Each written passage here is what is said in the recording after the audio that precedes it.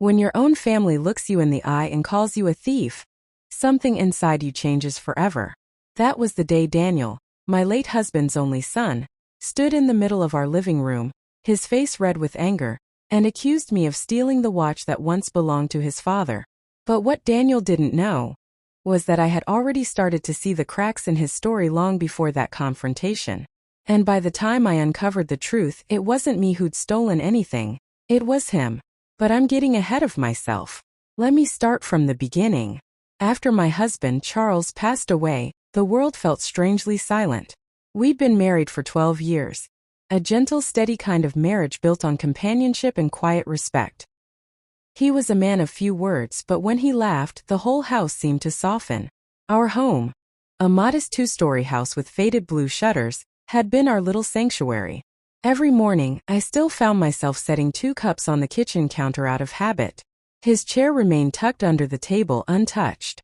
Grief has a sound, you know. It's the creak of empty floors, the clink of a single spoon in a sink, the way the clock seems louder when no one else is there to fill the silence. Charles's son Daniel was 32, polite enough when Charles was alive though distant. He lived in the city and came around mostly for birthdays or holidays.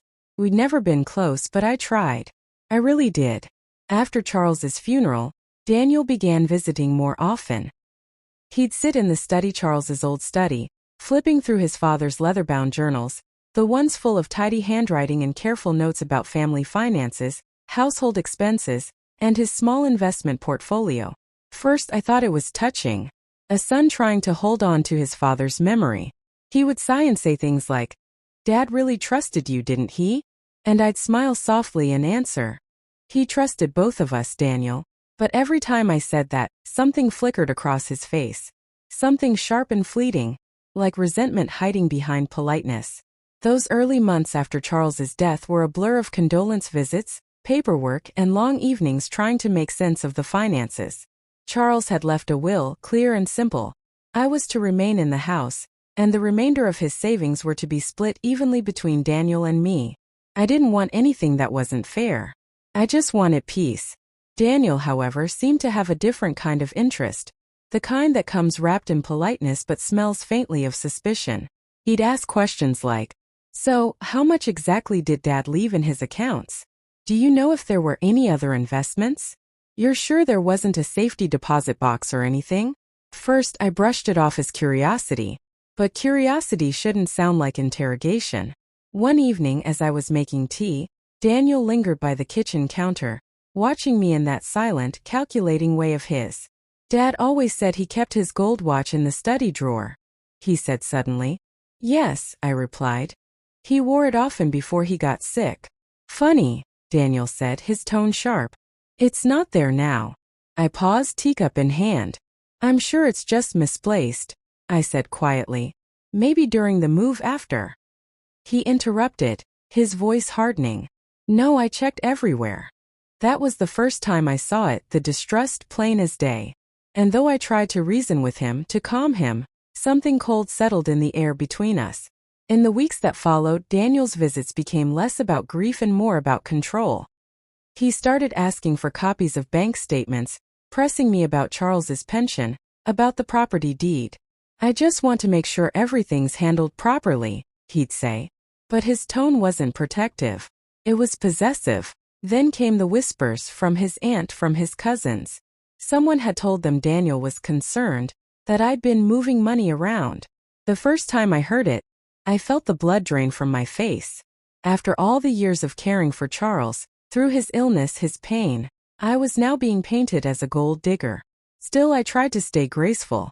I told myself Daniel was grieving, that maybe his suspicion was his way of holding on to something he'd lost. But inside I began to watch, to listen. And the more I looked, the more things didn't add up. Charles's old accounts had transactions I didn't recognize, withdrawals made months before he passed, in amounts that didn't match his spending. I thought maybe it was hospital bills or a mix-up. But when I found a $12,000 transfer labeled consulting, I froze. Charles hadn't been well enough to work for over a year. So who was he paying? That was the first spark of suspicion, quiet but impossible to ignore. Daniel had access to Charles's ACC, Grief has a way of sharpening your senses. You start to notice things you once overlooked. The way someone hesitates before answering. The flicker in their eyes when they lie. For me, it started small. A missing document here, a casual comment there. But soon it became impossible to ignore. One morning I walked into the study, Charles's study, to find Daniel at the desk, the drawers open, papers scattered like fallen leaves. He looked up, startled. "Oh, Mom," he said, forcing a smile. He'd always called me that around his father, but lately the words sounded hollow. "I was just looking for Dad's old insurance papers," he said. "You don't mind, do you?" I looked around. "You've been through every drawer," I said softly. He shrugged. "Just trying to make sure nothing gets lost." But something had been lost. The file folder that used to hold Charles's account statements, the one I had kept neatly labeled, was gone. I didn't confront him then. I just stood there, watching his hands tremble ever so slightly as he gathered the papers. When he left, I checked the trash bin. A torn envelope lay on top, from one of Charles's old investment firms. The edges were ripped hastily, as if someone had opened it in a rush. The next day I called the firm myself. The woman on the phone was polite but hesitant. "Yes, Mrs. Porter, I can confirm that account 1734 was closed shortly before your husband's passing," she said. "Closed?" I repeated. "By whom?" "By Mr. Daniel Porter," she replied after a pause. "He was listed as co-signatory." My stomach dropped. "Could you tell me where the funds were transferred?"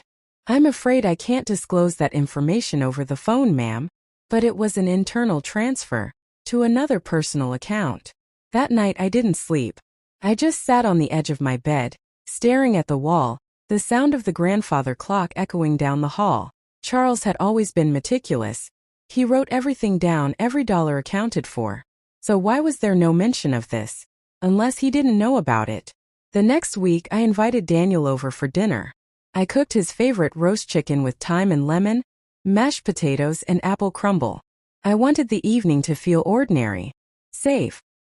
He arrived late as usual, smelling faintly of cologne and arrogance. He smiled too easily, talked too loudly. He was trying to play the part of the grieving son, but it didn't fit. Over dessert I asked casually, "Daniel, do you remember helping your father with his accounts last year?" He froze for half a second, then smiled. "Of course. I paid some bills, transferred a few things." "Why?" "Oh, just trying to make sense of all the paperwork," I said, stirring my tea. "You were always better with technology than he was." He relaxed, leaning back in his chair. "Yeah, Dad trusted me with that stuff. He wanted things simple." Simple. That word lingered in the air. Later, as I cleared the table, I noticed him glancing at the desk in the corner, the one where Charles had kept his journals. His eyes lingered there just a moment too long. Something in me decided I needed to know everything. Over the next few days I began searching quietly. I checked bank records, emails, drawers, not in a frantic way, but with steady, deliberate patience. That's when I found it. In the back of Charles's filing cabinet, tucked behind an envelope of old tax receipts, was a folded note, handwritten in his neat, deliberate script. It said, "Daniel asked for another withdrawal today. Says it's for medical bills. I trust him, but something doesn't feel right. Must review later when I'm stronger." The date on the note was 3 weeks before Charles passed away. My hands trembled as I read it. 3 weeks before he died, when he could barely walk, barely speak, Daniel was still making withdrawals. The anger that rose in me was quiet but fierce.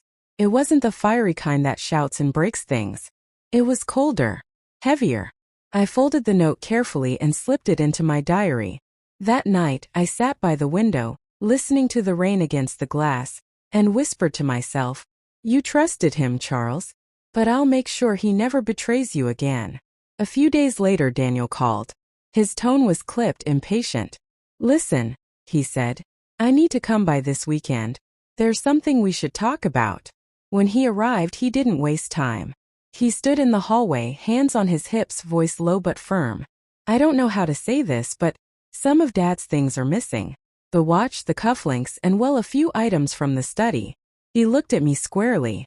"You wouldn't happen to know where they are, would you?" I felt my pulse quicken, but I stayed calm. "Daniel," I said, "you're welcome to look around. I have nothing to hide. He seemed almost disappointed by my composure. He went from, "There's a kind of silence that comes right before the truth breaks open, like the stillness before a storm." That's where I found myself. Standing in the ruins of trust, pretending to sip tea while the man who called me a thief sat across from me, lying with a straight face. But I'd learned one thing about lies: they always leave footprints. And Daniel's footprints were everywhere. After that day with the missing watch, I began my quiet investigation. I wasn't trained for it. I was just an ordinary woman who had once spent her days reading novels and tending roses. But grief had turned me into something sharper. Someone who listened more than she spoke. I started with Charles's journals. He wrote almost every day, even when his handwriting began to falter near the end. Each entry was short but honest, filled with gratitude and worry. Then one afternoon I found something I hadn't noticed before. A list of account numbers tucked between the pages of an old novel on his bookshelf. "Just in case," he had written in the margin. Those numbers led me to accounts I didn't even know existed: small investments, a few savings funds. But when I looked closer, 3 of them had been drained completely. All of them in the months before Charles's death. And each one bore a digital signature. Not his. Daniel's. I remember the exact moment it sank in. It was late, almost midnight, and I was sitting at Charles's old desk, the soft yellow light from the lamp catching the tears I didn't realize were falling. This wasn't just about money. This was betrayal. He hadn't just stolen from me. He'd stolen from his own father, a dying man who trusted him. For a moment I thought about calling him, screaming, demanding to know why. But I didn't. Because people like Daniel, they don't confess. You have to corner them. The next morning I went to the bank in person.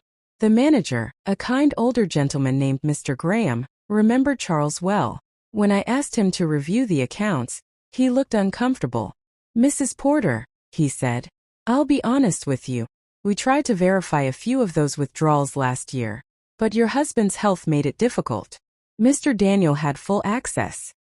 He hesitated before continuing. "There were transfers labeled asset liquidation, around $40,000 total.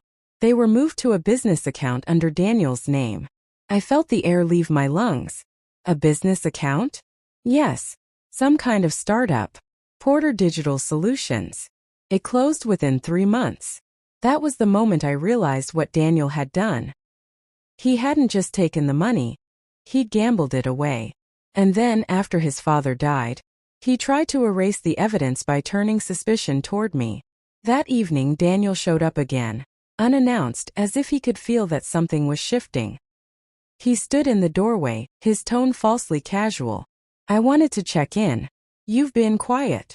"I've been organizing Charles's papers," I said evenly. He smiled thinly. Always so thorough. Something about his confidence made my stomach twist. It was the arrogance of someone who believed he'd already won.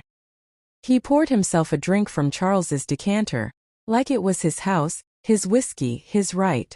Then he said, "You know, Dad never really got around to updating his investments. I should probably take a look at what's left." I studied him carefully. "You mean the accounts you already emptied?" His hand froze midair, the glass hovering between us. "What?" I leaned back in my chair. "I spoke with Mr. Graham at the bank." He laughed, a short, nervous laugh. "You've been snooping?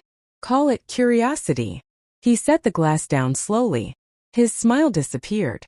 "Those were joint accounts," he said. "Dad wanted me to handle them." "Really?" I said quietly. "Because your father wrote, 'Something doesn't feel right.'" That was the first time I'd ever seen real fear in his eyes. It flickered just for a second, but it was there. He tried to recover, of course. Men like Daniel always do.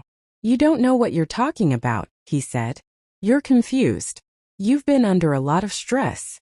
I smiled just slightly. "You're right. I have been under a lot of stress, especially since being accused of stealing your father's watch." He opened his mouth to speak, but I continued. "Imagine how people might react when they find out who the real thief is." He went pale. "You wouldn't." "Oh, I would," I said softly. "But not yet. Because I wasn't finished." That night I gathered every document I had: Charles's note, the bank statements, the account records. I made copies of everything and sealed them in an envelope. The next morning, I went to visit Charles's sister, Margaret, the one Daniel had been whispering to about me. She was a stern woman, sharp-tongued but fair. When I handed her the envelope, she frowned. "What's this?" "There's a difference between knowing the truth and deciding what to do with it." When I left that cafe, the cold wind pressed against my coat, and I realized that for the first time since Charles's death, I felt something close to power. Not joy, not relief. Just the quiet steadiness that comes when fear loses its hold on you. I had the proof. I had the witnesses. But most of all, I had nothing left to lose. That evening, I sat in Charles's study, the same room where all of this had begun, and opened his final journal again.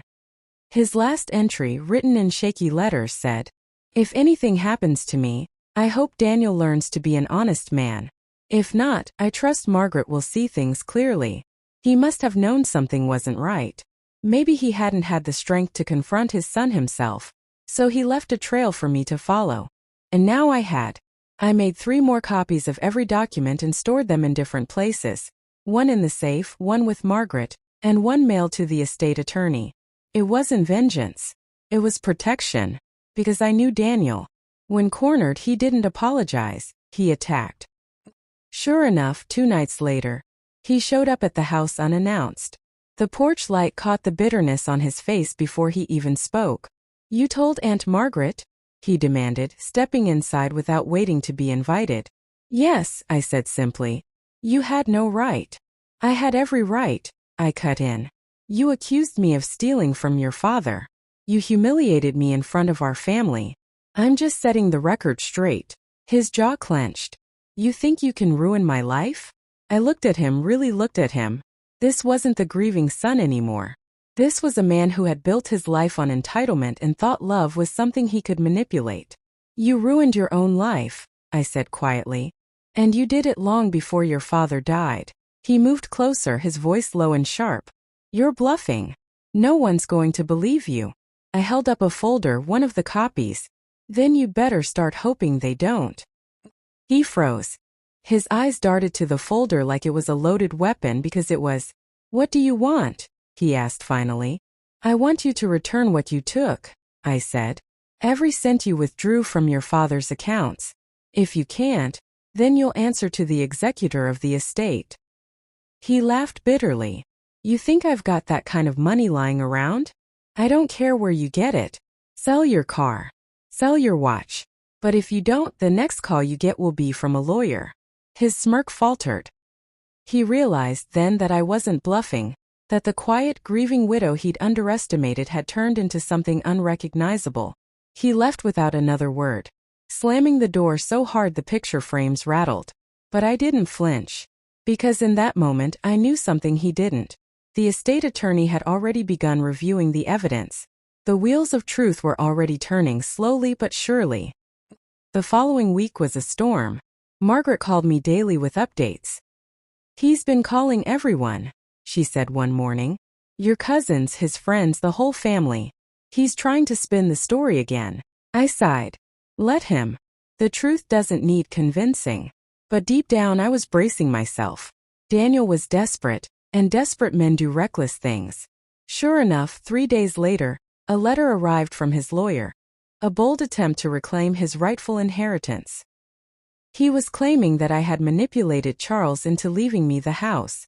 I almost laughed. The nerve of it. I took the letter straight to the attorney handling Charles's estate. He read it slowly, then looked up at me with a faint smile. "Don't worry, Mrs. Porter," he said. "We have more than enough documentation to prove your innocence and Daniel's misconduct."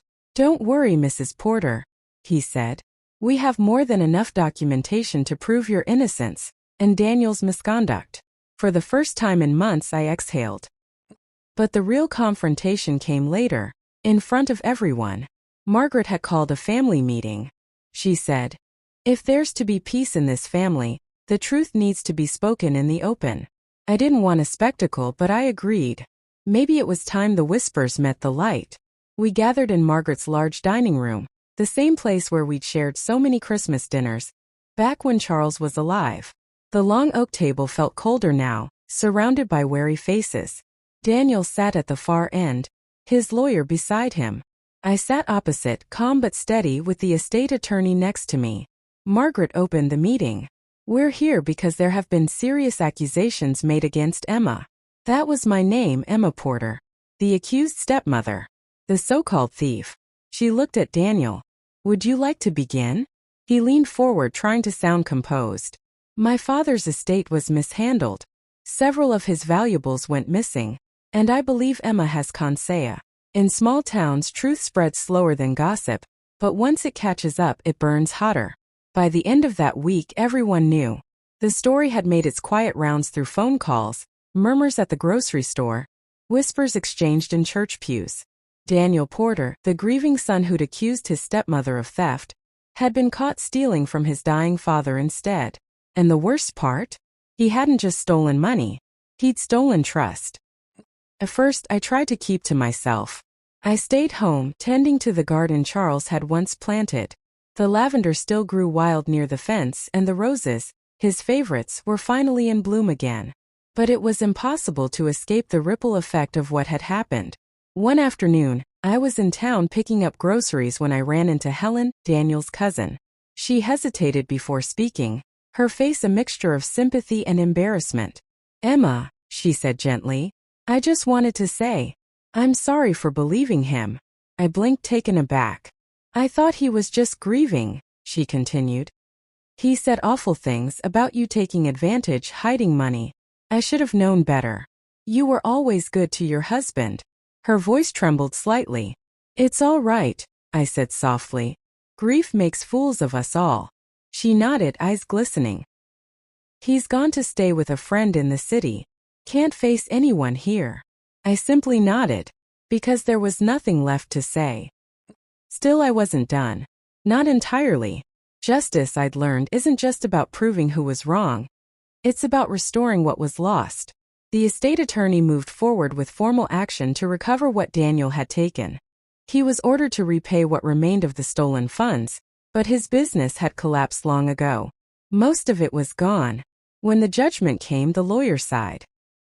"He'll never be able to return all of it, Mrs. Porter, but the record will stand. Your name is cleared." That should have felt like victory. But in my heart it felt like mourning, not for Daniel, but for what could have been if greed hadn't poisoned him.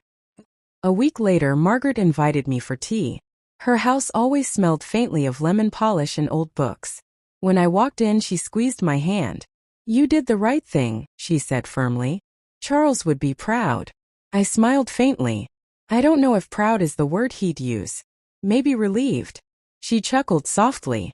"You could have walked away, Emma. You didn't have to dig through all that pain." "I did though," I said. "For him. For the truth." She nodded. "And for yourself." Maybe she was right. Maybe deep down it wasn't just about Charles anymore. It was about reclaiming my own dignity, the one Daniel had tried to strip from me with his lies. But not everyone was ready to forgive him so easily. At a family gathering a few weeks later, one I hadn't planned to attend but felt obligated to, Daniel showed up. His shoulders were hunched, his face thinner, his voice subdued.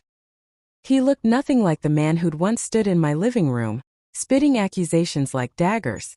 He walked toward me, eyes low. "Emma," he said quietly. "Daniel. I wanted to apologize." The room went still. Conversations faded into background hums. He swallowed hard. "I was angry, desperate. I made terrible choices. I can't undo what I did, but I am sorry." For a long time I just looked at him, searching for sincerity. His voice trembled, his hands were unsteady. For once I saw not the arrogance, but the brokenness underneath it. And maybe that was punishment enough. I nodded slowly. Apologies don't change what's done. But they're a start. He looked relieved, though he knew forgiveness wouldn't come easy. Margaret, sitting nearby, spoke up. "Your father loved you, Daniel. But love doesn't mean blindness. You need to make peace with what you've done." He nodded wordlessly, eyes glistening, and walked out. After that day, Daniel disappeared for a while. Rumor had it he left town, took a job somewhere up north, trying to rebuild from the ruins he'd created. I didn't ask for updates. I didn't need to, because for me the chapter was closing. The house was quiet again, but this time the silence didn't ache. It felt peaceful, clean. I began volunteering at the local library, sorting books and reading to children on weekends. Sometimes I'd catch myself glancing at the doorway, half expecting Charles to appear with that soft smile of his. But then I'd remind myself, some presences never really leave. They just become gentler with time. The first time I visited his grave after everything was settled, I brought a single rose. I knelt beside the headstone and whispered, "It's done, Charles. The truth is safe now." A light breeze passed through the trees, and for just a moment it felt like a sigh, like the house itself exhaling after months of tea. After the storm finally passed, my life grew smaller, quieter, but also clearer. I used to think peace meant everything returning to how it once was. But grief and betrayal don't let life return. They carve new paths whether you're ready or not. The house, once full of Charles's laughter and Daniel's footsteps, now echoed differently. It wasn't loneliness anymore, it was space. Space to breathe, to heal, to rediscover who I was when no one was demanding pieces of me. Most mornings I'd start my day with a cup of coffee on the porch. The sunrise would stretch across the hills, touching the garden Charles had planted. The roses, stubborn as ever, had begun to thrive again. I'd deadhead the wilted blooms, whispering to them as if they could hear me. "You see," I'd say softly, "we survived." And maybe that's what healing really is, survival turned gentle. I didn't expect Margaret to become such a constant in my days. She'd stop by every Thursday with scones or a pie, insisting we talk about anything but family nonsense. But somehow we always ended up circling back to it. How love can turn to resentment when mixed with money, how grief sharpens every shadow. One afternoon as we sat on her porch, she said, "You could have taken him to court, you know. Ruined him completely." I nodded. I thought about it. "But you didn't." I looked out at her yard. A wash of sunlight and lavender. Because it wouldn't have fixed anything. It wouldn't bring Charles back. And it wouldn't make Daniel understand what he lost. Margaret smiled faintly. "That's grace, you know. Most people would have wanted blood." I sipped my tea. Maybe I did once. But anger is heavy, and I've carried enough weight. A few months later, I received a letter in the mail. No return address, but the handwriting was unmistakable. "Daniel." My hands trembled as I opened it. The paper smelled faintly of cologne and distance. "Emma, I know I don't deserve your forgiveness. I don't even know if this letter will reach you. But I wanted you to know that I've been working honest work. I'm paying off what I can. I haven't touched a drink in months. Sometimes when I close my eyes I remember how Dad used to talk about you, the way you calmed him, how you took care of him even when he was too proud to ask. I see now that I never really knew what love looked like. But I think I'm starting to understand. I don't expect anything. Just, thank you for not destroying me when you had every right to. Daniel." I read it twice, then folded it neatly and placed it inside the photo album, right next to Charles's picture. It didn't erase the hurt, but it softened something inside me. Because maybe redemption, like healing, begins quietly, in small unseen ways. That autumn, I finally took down the for sale sign I'd left in the front yard. I realized I didn't need to leave to move on. The house wasn't a monument to pain anymore. It was proof of endurance. On weekends I started hosting small book club gatherings. The laughter of those women, their stories of heartbreak, resilience and late life beginnings, filled the rooms that once felt empty. One of them, a widower named George, often lingered after the others left. He was kind, patient, and carried his own quiet grief. We never called it companionship, but some evenings we'd share tea and memories, both of us careful not to disturb the ghosts that still lived with us. Healing, I found, doesn't mean replacing what's lost. It means learning to live beside the memory of it. Every so often, when I visit Charles's grave, I bring 2 roses instead of one. One for him, one for forgiveness. Because even after everything, the lies, the humiliation, the pain, I refused to let bitterness write the ending of my story. I had seen what resentment does to a soul. It eats it from the inside. And I had already buried enough. Every so often, when I visit Charles's grave, I bring 2 roses instead of one. One for him, one for forgiveness. Because even after everything, the lies, the humiliation, the pain, I refused to let bitterness write the ending of my story. I had seen what resentment does to a soul. It eats it from the inside. And I had already buried enough. It's strange how life balances itself. The same woman who once sat at her dining table, trembling under accusations, now sleeps in peace knowing she never stooped to their level. Justice had come, not through vengeance but through truth. And peace had come, not from forgetting but from forgiving. Now when the evenings grow quiet and the light fades into the amber tones Charles used to love, I sit by the window with a book and think of everything that's happened.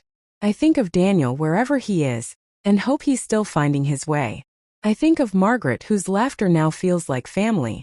And I think of the woman I was, standing alone in that cold living room, accused of things I hadn't done. She didn't break. She simply changed. Because sometimes life doesn't give us neat endings. It gives us truth, and the strength to carry it. And that, I've learned, is enough. When I look back on it all now, I don't see a story about theft or betrayal. I see a story about truth. The kind that doesn't need shouting to be heard. The kind that waits quietly in the background, patient and steady, until the lies finally exhaust themselves. For a long time I thought I needed to prove my innocence to everyone. To Daniel. To the community. To a world that only saw a widow and her stepson at odds over money. But the truth, it never rushed me. Let me take my time. It waited until I was ready to stand tall, not as a victim, but as a woman who knew her worth. Sometimes I still hear Daniel's voice in my mind, not the angry one that accused me, but the quieter one from his letter, the one that sounded like regret. And I wonder if that's what justice really looks like. Not someone else's downfall but their awakening. It doesn't erase what happened, but it changes what it meant. Because in the end I didn't lose, I learned.